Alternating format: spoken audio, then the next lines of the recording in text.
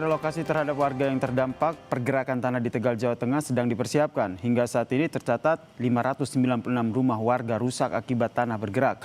Kepala Pelaksana BPBD Jawa Tengah menyebut potensi pergerakan tanah masih terus memungkinkan sehingga mengingat kondisi tanah yang masih mengalami keretakan di sejumlah titik. Tercatat ada 596 rumah warga yang rusak akibat tanah bergerak. Lebih dari 400 rumah diantaranya dinyatakan tidak layak huni dan akan direlokasi. BPBD Jawa Tengah menyatakan pemerintah Kabupaten Tegal tengah menyiapkan relokasi warga yang terdampak.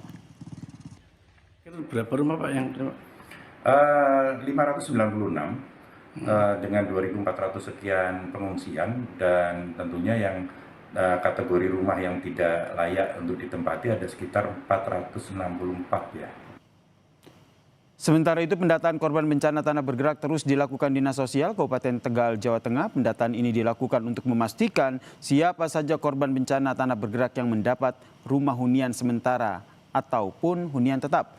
Pendataan diutamakan di 2 dusun terparah yaitu di Desa Padarsari, Jatinegara, Kabupaten Tegal. 2 dusun yang terparah terkena pergerakan tanah adalah Padareka dan juga Tigasari. Pendataan ini akan dilaporkan ke Kemensos dan juga BNPB untuk memudahkan pembangunan rumah hunian sementara maupun hunian tetap.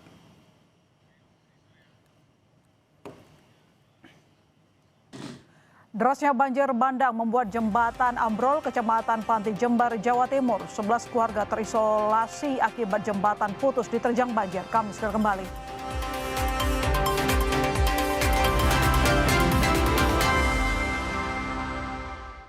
Jantung kota digital, Nakula dan Sadewa mendeteksi ancaman. Sistem keuangan dikorup. Sangkuni melahap kripto.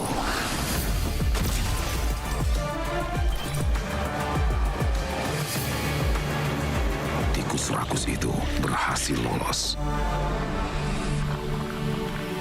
Marjan berbuka dan bangkitkan semangat. di bulan suci